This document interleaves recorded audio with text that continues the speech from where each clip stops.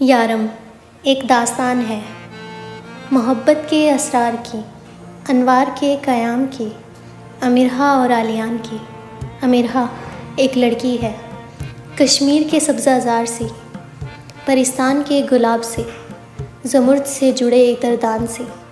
وہ روتی تو یوں لگتا پورا مانچسٹر اس کے آنسوؤں میں ڈوب جائے گا۔ اور ایک لڑکا ہے علیان، عرب کے سلطان سا، داستان کے جمال سا، آسمانی فرمان سا۔ وہ اکیلا اتنا خوبصورت ہونے کا حق کیسے رکھ سکتا ہے آخر؟ میں اگر برف ہوتی تو تمہارے قدموں پر گرتی علیان۔ تم اگر برف ہوتی امیرہا تو میں بھی برف ہوتا۔ تمہیں جہاں ہونا ہے مجھے بھی وہیں ہونا ہے۔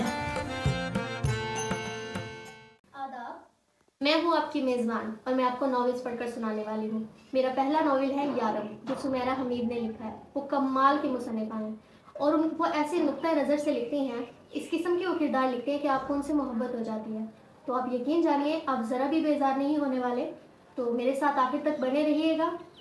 شروع کرنے سے پہلے آپ کو تھوڑا سا اوور ویو بھی دے دیتی ہوں۔ یہ ایک ایسی پاکستانی لڑکی کی کہانی ہے جسے نحوست مانا جاتا ہے اور وہ بہت ہی تنگ نظر ماحول میں پلی بڑھی ہے۔ اس ماحول نے اسے کبھی آگے بڑھنے نہیں دیا اور اس کی ایک ہی خواہش ہے اس ماحول سے نکلنا اور ایک نئی دنیا میں جانا۔ اور قسمت ایک دن اس پر آخر کار مہربان ہو جاتی ہے، وہ اس ماحول سے نکل جاتی ہے۔ اسے بہت سے چیلنجز کا سامنا کرنا پڑتا ہے۔ یہ بہت ہی تھرلنگ قسم کی کہانی ہے، تو کیوں نہ شروع کریں۔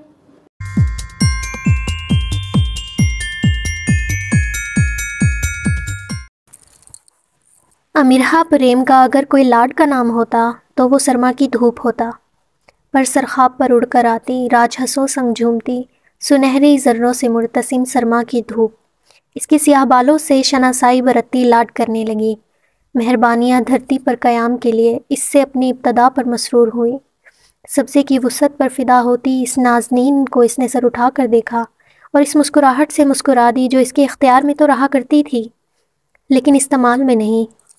نئے وقتوں کی آمد نے اس کی سماعتوں کے سپرد وہ سرگوشیاں کی جو وہ وقت کی گزرگاہوں سے احتراماً چرا لائی تھی۔ اس کی وہ جو امیرہا ہے، لان کے کونے میں ایسے بیٹھی ہے جیسے زندگی کی بساط پر وہ ایسا بے نام مہرا ہو جس سے مات دی جائے نہ چال چلی جائے، جو کونوں میں ہی بیٹھتی ہے کیونکہ اسے منظر عام پر آنے سے ڈر لگتا ہے۔ کیوں ڈر لگتا ہے؟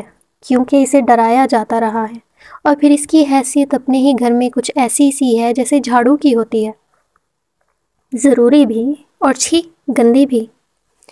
ایک طرف بیٹھی دادی زیر لب بڑبڑاتے ہوئے اپنے بالوں کا خود ہی مساج کر رہی ہیں۔ انہوں نے دانیہ سے کہا تھا لیکن اس نے ایسے ظاہر کیا جیسے اس نے تو کچھ سنا ہی نہیں، دادی نے کچھ کہا ہی نہیں، اور وہ کامل توجہ سے رسالہ پڑھتی رہی، ساتھ مالٹے کی پھانکیں بھی منہ میں ڈالتی رہی۔ اور یہ سب کرتے وہ کچھ ایسی نظر آ رہی تھی جیسے بیچاری لڑکی دانیہ کل ہی تو اپنے ایم فل سے فارغ ہوئی ہے اور آج کچھ ذرا سی دنیا دار سی نظر آ رہی ہے۔ اماں فون پر باتیں کر رہی ہیں اور حماد کانوں میں ایئر فون لگائے نیا نیا ریپ میوزک سے متعارف ہو رہا ہے کیونکہ اسے چلنے میں خاصی دشواری ہو رہی ہے اور اس کے دونوں ہاتھ ہوا میں ایسے مڑ مڑ کر لہرا رہے ہیں کہ خدا نخواستہ اسے ٹہلتے ٹہلتے مرغی کا دوڑا پڑ رہا ہو اور وہ کونوں میں خود کو چھپانے والی موبائل انٹرنیٹ پر مصروف ہے۔ نہیں، وہ کسی سوشل نیٹ ورکنگ سائٹ پر نہیں ہے، وہ کسی سے چیٹ بھی نہیں کر رہی، ارے نہیں، وہ گوگل امیجز پر ڈیزائنرز کے کپڑوں کے ڈیزائن بھی نہیں نوٹ کر رہی، وہ تو مانچسٹر یونیورسٹی کے پاکستان اسٹوڈنٹ سوسائٹی کے گروپ لیڈر کی ای میل پڑھ رہی ہے اور اس کے ہاتھ پیر ایسے کانپ رہے ہیں جیسے ابھی ابھی سے فریزر سے نکال کر دھوپ میں رکھا گیا ہو، یا جیسے اس کے کان میں کہا گیا ہو کہ جہاں تم بیٹھی ہو ٹھیک وہیں خزانہ دفن ہے، چپکے سے نکال لو۔ اور اب یہ خزانہ چپکے سے نکال ہی لے گی۔ اس سے اپنی چیخ دبائے نہیں دب رہی اور یہ اس نے ہلکی سی چیخ مار ہی دی۔ سب سے پہلے تو دادی نے ہی اپنا ہاتھ روک کر ناگواری سے اسے دیکھا، پھر سوائے دادا کے سب نے اسے کوئی اہمیت نہیں دی اور اپنے انہماک کو قائم رہنے دیا۔ دادا جو توبۃ النصوح پڑھنے کی کوشش کر رہے تھے اس کے پاس آئے۔ امیرہا کیا ہوا؟ پیارے دادا صرف وہی پوچھتے تھے۔ وہ دادا کے کان میں کھسر پھسر کرنے لگی۔ تھوڑی دیر بعد دادا توبۃ النصوح سینے سے لگائے کھڑے ہوئے اور سب کو سنانے جیسے انداز میں کہنے لگے، آملے لینے ہیں منڈی سے، مجھ سے کہاں اٹھائے جائیں گے اتنے، امیرہا تم آ جاؤ ساتھ، اسے لیے جا رہے ہیں، مل گئے، پھر منڈی بند ہو جائے گی یا پھر آگ لگی ہوگی منڈی میں۔ دادی نے اس کے متعلق اپنے خیالات کے اظہار میں دیر نہیں کی۔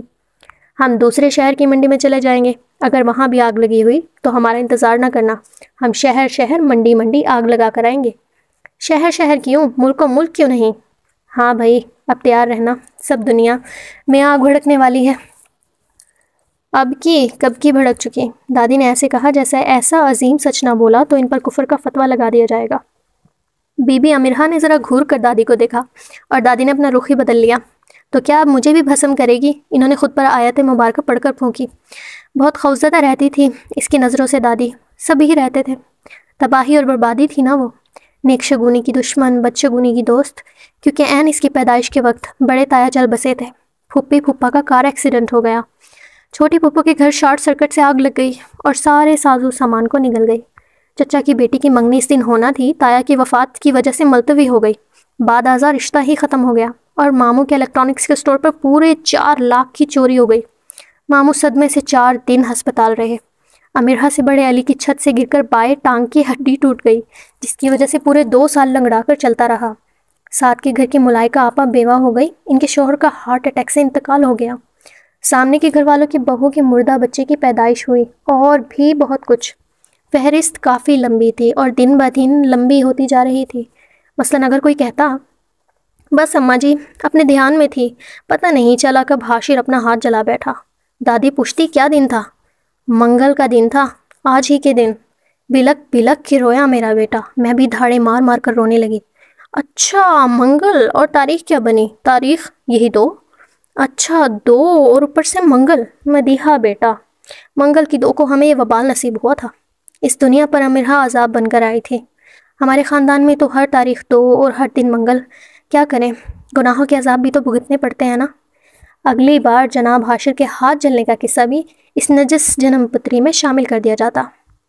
اماں بھی ذرا خائف سی رہتی تھی اس سے۔ اتفاق سے ہر سال لگ بھگ اسی دن ماموں کے سٹور پر 3 بار چوری ہو گئی تھی۔ تنگ آ کر ماموں نے سٹور ہی بیچ دیا اور دوسرا کاروبار کرنے لگے۔ اماں کو بھولتا ہی نہیں تھا کہ کیسے ان کے بھائی کا چمکتا دمکتا شاندار سٹور بک گیا اور بھائی صاحب کنگلے ہو گئے۔ ایک دادا تھے جو 5 وقت نماز پڑھتے تھے اور صرف اللہ سے ڈرتے تھے، احادیث پر عمل کرنے کی کوشش بھی کرتے، جاہلانہ باتوں اور خیالات سے دور ہی رہتے، ورنہ جمعرات کے جمعرات ان کے گھر چراغ جلتے، 3 یا 5، بس طاق جفت نہیں۔ دادی مرنے والوں کے نام مخصوص جگہ چراغ روشن کرواتی۔ لا مذہب و سب کے سب، کیا کبھی روزہ رسول پر چراغ جلتے دیکھے ہیں؟ کیوں خلاف مذہب ایسے کام کرتے ہو؟ دادی ہاتھ کے اشارے سے کہتی کہ جائیں اپنا کام کریں۔ بابا نے اعظم مارکیٹ میں قالین سٹور کی نئے سرے سے آرائش کروائی تو افتتاح کے وقت ناریل پھوڑا۔ اعظم مارکیٹ کے دوسرے مالکان محفوظ ہوتے رہے اور بابا صرف اتنا ہی کہتے رہے کہ وہ فلموں میں دیکھتے تھے تو انہیں بڑا اچھا لگتا تھا۔ کیا ہوا جو کر لیا تو، تم سب تو کسی کو خوش بھی نہیں دیکھ سکتے۔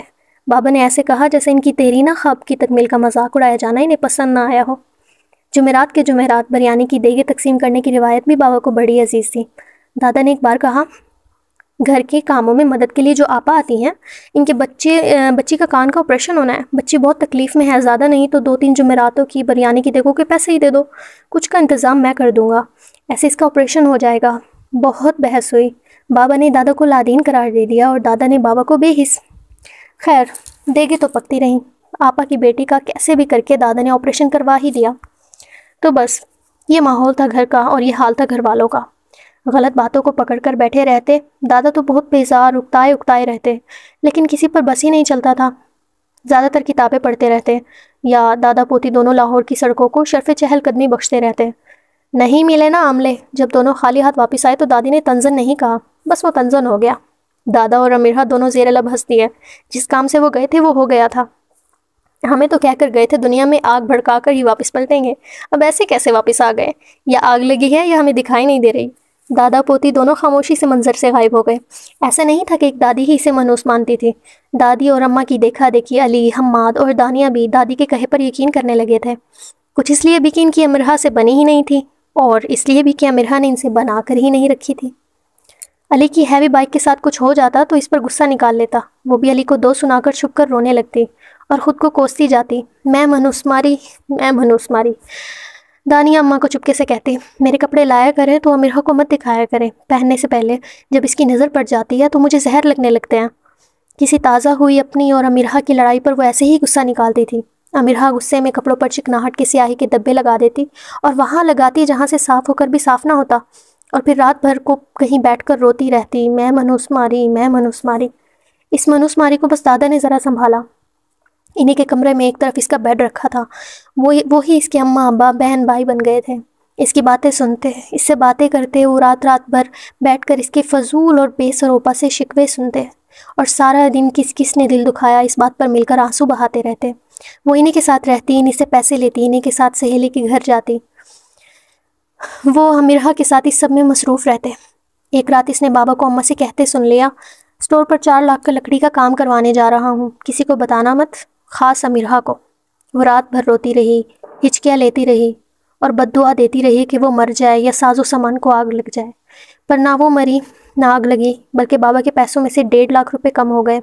چھوٹی پھپھو آئی اور کسی ضرورت کا کہہ کر پیسے لے گئی۔ بابا اماں سے چڑ گئے، کہا بھی تھا کسی کو بتانا مت، لو اب ہو گیا کام، سارا عذاب امرہ پر نہ آ جائے، اس لیے دادا نے دوست سے پیسے لے کر دے دیے، تب جا کر کہیں اسٹور کے آگے ناریل پھوٹا۔ تو یہ حیثیت ہے ہماری امرہ کی، پیدا ہونے سے لے کر بڑا ہونے تک ایسے ہزاروں بار ہوا ہے۔ وہ بول لیتی، بہن بھائیوں سے لڑ بھی لیتی، اور پھر ساری رات بیٹھ کر روتی رہتی۔ اس کا دل چاہتا کہیں بھاگ جائے، چھپ جائے، کسی کو یاد نہ رہے کہ اس کی پیدائش کے دن دادی کے پاؤں کی موچ نکلی تھی، بعد ازاں ان کو کمر درد بھی لاحق ہو گیا تھا۔ دانیہ حماد علی کبھی جل کر بھی مذاق میں، کبھی اس کو روتا دیکھنے کے لیے اس کی نحوست کے قصے سناتے رہتے کہ وہ بھول نہ جائے کہ وہ کون ہے۔ اسکول میں ایک بار ٹیچر کی کرسی کا پایا جو عرصے سے ٹوٹ جانے کے قریب تھا، ٹوٹ گیا اور ٹیچر دھڑام سے نیچے آ گری، تو وہ فوراً کھڑے ہو کر رونے لگی اور اس نے ہاتھ جوڑ دیے۔ ٹیچر میں نے کچھ نہیں کیا، یہ کرسی خود بخود ٹوٹی ہے، میں سچ بول رہی ہوں۔ ٹیچر کبھی سر پر ہاتھ رکھ کر کہتی کہ سر میں درد ہے تو وہ سہم جاتی۔ میں نے آپ کے سر کو نہیں دیکھا، سچ بالکل نہیں دیکھا۔ خاندان کی تقریبات میں وہ انہی کارناموں کی وجہ سے جانی جاتی تھی، جو سارے خاندان میں ایسے مشہور تھے جیسے شالوں میں کشمیری شال اور میووں میں چلغوزہ۔